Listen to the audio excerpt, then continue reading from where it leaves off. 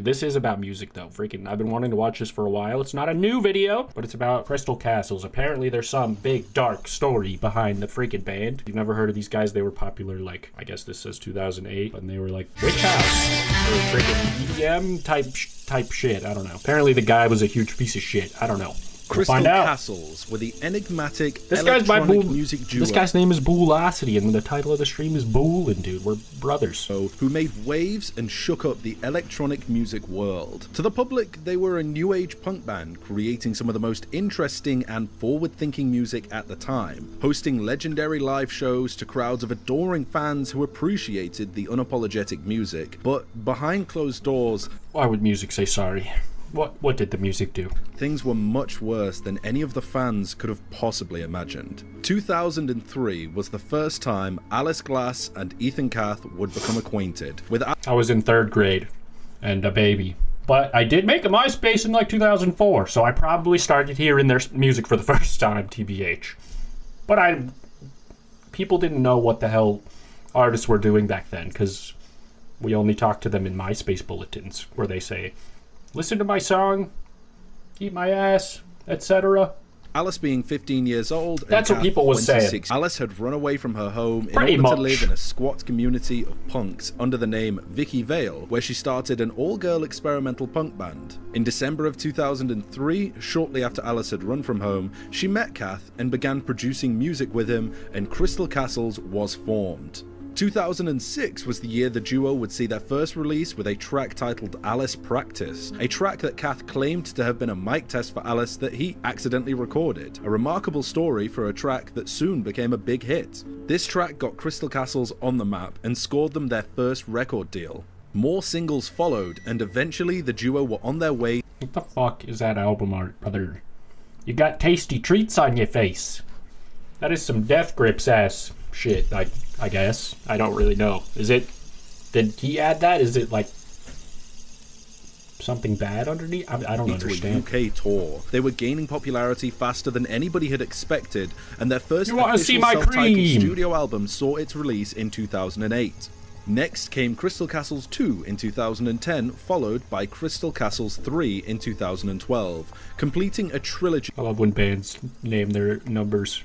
Of critically acclaimed and incredibly well-received albums. Nothing fun. In 2014, after such a meteoric rise to success, Alice left the Crystal Castles project, stating that it compromised her sincerity, honesty, and empathy for others. She stated that the Crystal Castles project was over, and she intended to pursue a solo career, but the manager of Crystal Castles had other ideas, and told the public that Crystal Castles would continue without her. After other ideas over, and she intended to your vocals, departure from there, open the professional reasons. I can't tell if you read this whole part, sorry.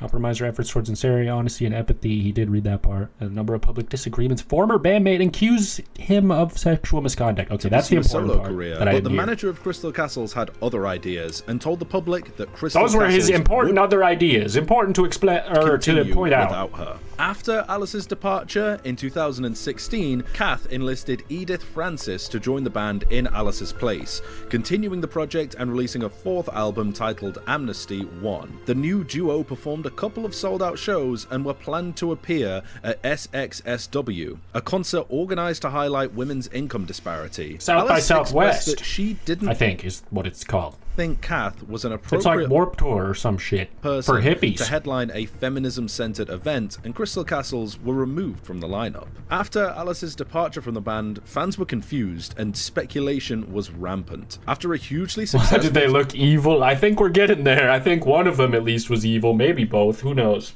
What does it mean when your empathy is compromised? Who knows? 3-album run, to leave the project seemed unthinkable. What am I, a doctor? What could make her leave the project? And why did the project continue even in her absence?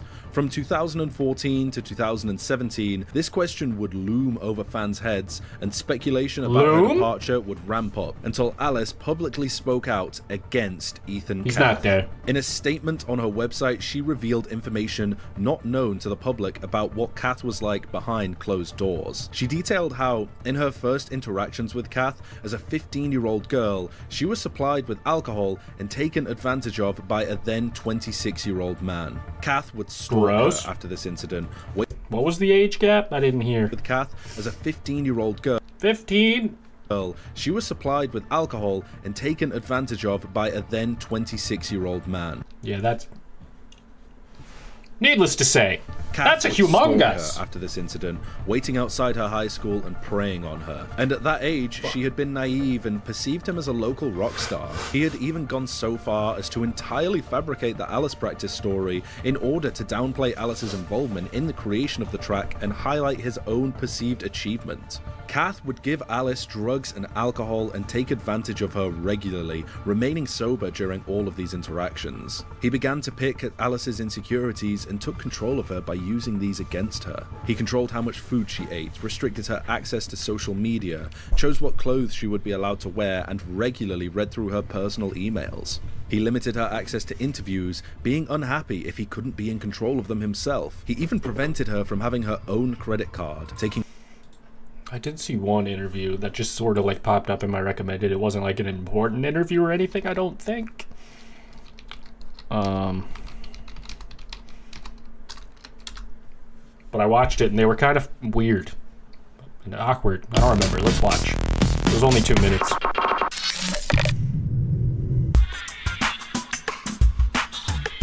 It's such a weird thing that this was even a type of music that was being covered on TV. NYU. I don't know why, but... Alice, what music are you listening to now? Mostly Slayer, metal, and then like a bunch of post-punk, like Eater and Crime. And then when we tour, we like listening to Sonic Youth, Stooges, some Velvet Underground, New Order. Anything that keeps us awake while we're driving. There's a black metal. Maybe I was wrong. Maybe it's just a normal interview. We listen to music and I can't sit in my chair because I have fucking hemorrhoids from driving across the country. Okay, I'm famous. It's true she got all her clothes from her deceased grandmother. That's not weird at all. Not weird. I bring up my baggage all the time. From George Washington University. I did it this stream multiple if you could times. Spend a day at an amusement park with one person dead what up, or alive, Mr. Jonathan? I'm an open book. How are you? I would spend a day at an amusement park with Helen Keller, for sure. A lot of people don't know what happened to her after she learned how to talk and hear and stuff. She Did this happen? is a real like socialist fundamentalist after that happened. She was a communist supporter. Amy. What the fuck is she talking about? Okay, anyway. In control of her finances and keeping her within his grasp. Kath also held onto Alice's passport alongside controlling her finances, truly trapping her in this abusive cycle. What's more, in October of 2017, the former manager of Crystal Castles, James Sandham, claimed that the nature of Alice and Kath's relationship was unclear. Alice responded to this with screenshots of emails sent to him during his time as manager of the project, where Alice details the deranged and abusive things that Kath was doing, even with Sandham calling the nature of Kath's actions domestic abuse. Hi James, Claudio, which is Ethan Kath's real name, threw my phone out the window while we were Threw my phone out the window while we were driving. It was scary and dangerous. We could have gotten in an accident. I need a new phone now. Can you help me get another one? And then a fucking ASCII art of unicorn. I'm confused. That's what made me confused, though. The rest was pretty coherent. It was scary and dangerous, and we could have gotten in an accident. 2012, dude? I need a new phone now. Can you help me get another one for London? He can't do shit like this. He'll end up in jail. I will confront him face to face about it tomorrow. I've had enough of this shit. Thanks. I should really be able Helen Keller was born blind to death. That's what I understood. to have a phone and call who I want. Was she just talking out of her ass completely? I have no idea. He acts like this. Like, was it a joke? Of course you should. It's domestic abuse, and I fucking hate it. Next time, I'm going to call the cops. It was violent, and I have a lot less hair on one side of my head. If he doesn't answer the question tomorrow with any honesty, I'll be the one calling the cops. This is a domestic abuse charge. He would end up in a cell. I'm not into it, and can't let it go on. Now, I won't read out the whole transcript of these emails or of Alice's statement, but her statement is available on her website, and there is a lot more information on there than I can provide in this video. After this statement was released, Kath publicly denied the allegations, stating that they were pure fiction and that he was consulting his legal team about his options for responding. This resulted in Kath filing a lawsuit against Alice for defamation, but this lawsuit was dismissed in February of 2018. In May, Glass was awarded nearly $21,000 in attorney fees after Kath's lawyer was awarded nearly... Just got served after my show in Chicago by someone pretending to be a fan. LOL, see you in court. What does that mean? Like, they gave her papers that was like, you're being sued and you have to show up now. Is that how that works? I have no idea. It's never happened to me. And it never will, because I would simply disappear. Oh. Nearly $21,000 in attorney fees. And because I don't do crimes. To Kath's lawyers, and I can't be held accountable for my actions. Indicate the dismissal of this defamation lawsuit against Alice. Because of this statement, 4 other women came forward with stories about Kath, abusing and taking advantage of them when they were teenagers, and he was in his mid to late 20s. They stated that he would use his notoriety from and Kill Cheerleader and the Crystal Castles duo in order to coerce young women and supply them with drugs and alcohol. Alice also elaborated more on her statement, commenting that Kath had thrown her phone out of a moving car, torn her hair out, lied about the nature of a rib injury, and at several points had gone against doctors' orders and made her perform after she received a concussion. Alice stated that after discovering that Kath had done similar actions towards other women, she felt it was her responsibility to come forward. After this, Crystal Castles was truly finished, with nothing coming from the group since the statement's release and subsequent interviews. The abuse that Alice received is almost incomprehensible, with almost a decade of Kath preying on her naivety and grooming her from the age of 15 in order to retain control over her and the Crystal Castle's name. Ethan Kath's actions are inexcusable, and I commend Alice for bringing them to light. I think even the most diehard fans of the project can understand and appreciate her leaving the project, and I sincerely hope she is able to heal and recover from this. So are they still making music? I don't fully understand. I don't think they are. The story is a clear and repeated case of domestic violence and emotional and physical abuse of a woman who... Yeah, it sounds like that guy was just a huge piece of shit. Let's freaking see this video in the recommended here. Crystal Get another source. Is one of the world's best bands, and they have an absolutely insane story from beginning to the end, and what was happening behind the scenes during all of it. Crystal Castles are known for their chaotic live shows and their melancholic production. The 2 most prominent members of this band are Claudio Paolo Palmieri, better known by his white name, Ethan Kath, and Margaret Osborne, better known by her stage name, Alice Glass. Ethan and Alice first met each other in the summer of 2004 while doing community service at the Center for the Blind. Ethan met Alice when she was 15 and he was 25. I know. Gross. We'll get into that later, okay? At the point when they met, Ethan was already in a band and already had little clout in the Toronto music scene because he had made several appearances on TV with his previous band, Kill Cheerleader. Ethan asked Alice to record vocals over several tracks he'd been working on since 2003, and the sessions resulted in the EP of Alice Practice. When they posted it online, it gathered attention. I have no idea how though, because the EP of Alice Practice was absolutely ass, and the main track of this EP is just distorted Alice yelling random shit over an electronic beat, and it's also kind of offbeat. But anywho, after the track gathered attention, they decided to reform for a formal release. They picked their stage name from the cartoon She-Ra, Princess of Power. Oh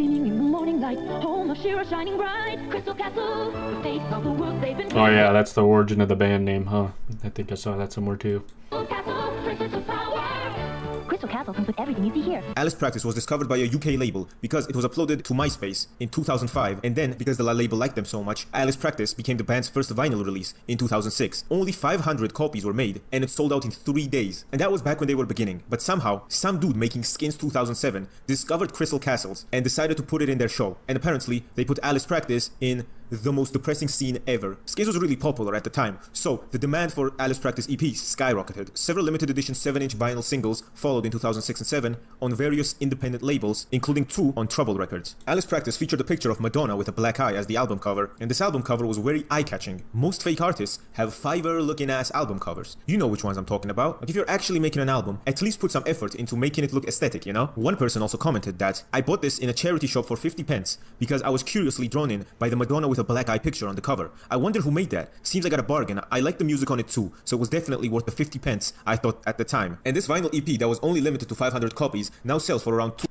Now, on March 18, 2008, Lies Records collected most of Crystal Castle's best vinyl singles, many previously unreleased songs, and 3 songs recorded exclusively for this collection, released it on CD and 12-inch vinyl, and titled it Crystal Castles. The album cover is cropped because Ethan... Alright, hold on. I'm gonna skip to the controversy part. This guy did good research, though, it sounds like. Crystal Castles 3 did pretty well and got very, very good reviews from people, but then Alice posted this. I am leaving Crystal Castles. My art and my self-expression in any form has always been an attempt towards sincerity, honesty, and empathy for others. For a multitude of reasons, both professional and personal, I no longer feel that this is possible within Crystal Castles. Although this is the end of the band, I hope my fans will embrace me as a solo artist in the same way they have embraced Crystal Castles. People were devastated, but they took the punch on the chin. On April 16, 2015, Ethan Cat released a new Crystal Castles track called Frail, featuring a new vocalist, E-Girl number 2, named Edith Francis. The song was accompanied by a caption from Kath, wishing Glass well, but stating that she did not appear on the band's well-known songs. First of all, which is just bullshit, but the caption was soon removed, but still Glass responded by calling him manipulative and saying that she helped shape the band's aesthetic from the very beginning, which is true. Crystal Castles would not be anywhere where they are now without Alice Glass. Also, they made the album Amnesty 1. They were included in the announced lineup for 79 Cents event at SXSW, a concert showcase organized by Tumblr to highlight women's income disparity. In an interview with The Verge, though, Alice said that, in her opinion, Kath was not a suitable person to be performing at a feminism-centric event, and shortly after the band was removed from the lineup. Now, why wasn't Kath a suitable person to be performing at the feminist-centric event? In October 2017, Alice Glass accused Ethan of sexual, physical, and mental abuse on her website, aliceglass.com. Some of these details are very graphic and I cannot say this on YouTube, but I recommend you to go and read it if you're interested. I'm going to read it out, but this is an extremely censored version of the script, skipping many graphic and important details. Some of you may be aware that I've opened up about my experiences with abuse. Past, I've been guarded about this information. I've given it publicly names because I have been afraid and threatened and harassed. In the past, I've been very guarded about the information I've given and inspired me to find... Momentum's been created recently by many courageous women who've opened up about their stories. I think this is all just the same stuff. The guy is just obviously abusive and that's direct at whatever fucked cost. Up. This is for my own recovery. Oh, that's for that the video. other women who have been, are currently... Oops. Or may be in a similar situation with the man who abused me for years, and for those in abusive relationships who are looking to stand up and speak out. He tracked me down and showed up places I was hanging out, and we eventually reconnected. I was very young and naive in a compromised position in my life. I perceived him as a local rock star because I had seen his band kill cheerleader on TV. Claudio was very manipulative towards me. He figured out my insecurities and exploited them. He used the things he learned about me against me. When I was 16 or 17, he gave me a CD of songs and asked me to write and sing over them. I took the songs home and wrote lyrics and melodies, and we recorded the tracks I liked. But even with music, he created a toxic environment that I often felt I had to go along with. He called our first single Alice Practice and said my vocals were a mic test. He concocted the story and told press it was an accidental recording, intentionally diminishing my role in its creation. It was another way of putting me down and preying on my insecurities. Soon after, we were invited to tour the UK. I was overwhelmed by how quickly things were happening for us, and Claudio convinced me to drop out of high school only 2 credits away from graduation. As we started to gain attention, he began abusively and systematically targeting my insecurities and controlling my behavior, my eating habits, who I could talk to, where I could go, what I could say in public, what I was allowed to wear. He kept me from doing interviews or photo shoots unless he was in control of the situation. Our fame grew in Crystal Castles, but he did not feel he was getting the recognition he thought he deserved. He controlled everything I did. I was not allowed to have my own phone or my own credit card. He decided who my friends were, read through my private emails, restricted my access to social media, regulated everything I ate. He berated me and yelled at me, telling me that I was a joke, that all the people that came to our shows were only interested in his instrumentals, and that I was ruining the band. I was which is obviously just not the case, right? Like, she's the singer and probably the more popular member, like, who really gives a shit who fucking made the beats, dude. And my lyrics indirectly spoke to the pain and oppression that I was enduring. But as is sometimes the case in abusive relationships, his cruelty was often followed by kindness. I mean, that's pretty dismissive of me, I guess, because it is an EDM focused project, but still, she's the face, obviously, and he was pissed. Good at keeping his terrible Jealous? treatment of me private. He was charming sometimes. He was hyper-protective, and most of all, I loved the band we had together.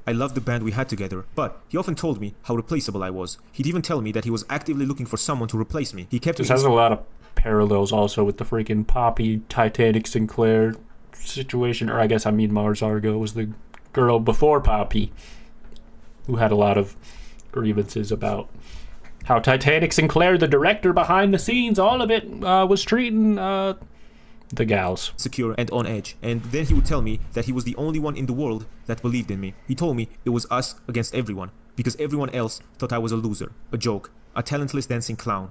I believed him. I was suicidal for years. Leaving Crystal Castles was the single most difficult decision I've ever made. That band was everything to me. My music, my performances, and my fans were all I had in the world. I gave that up and started over, not because I wanted to, but because I had to. As difficult as it was, I knew that leaving was one of the best decisions I've ever made. It has taken me years to recover from enduring almost a decade of abuse, manipulation, and psychological control. I am still recovering. Kath sent Pitchfork a response via his attorney. I'm outraged and hurt by the recent statements made by Alice about me and our prior relationship. He said, her story is pure fiction, and I'm consulting my lawyers as to my legal options. Fortunately, there are many witnesses who can and will confirm that I was never abusive to Alice. Kath sued Glass for defamation, but his suit was dismissed by the court. On December 21, 2017, Police Constable Alison Douglas Cook of the Toronto Police Service confirmed that Kath was the subject of a currently open Sex Crimes Unit investigation. In an interview with the Daily Beast, Glass and 4 other women came forward alleging that Kath had sexually preyed on them when they were teenagers and when he was in his mid to late 20s. With Kath 4?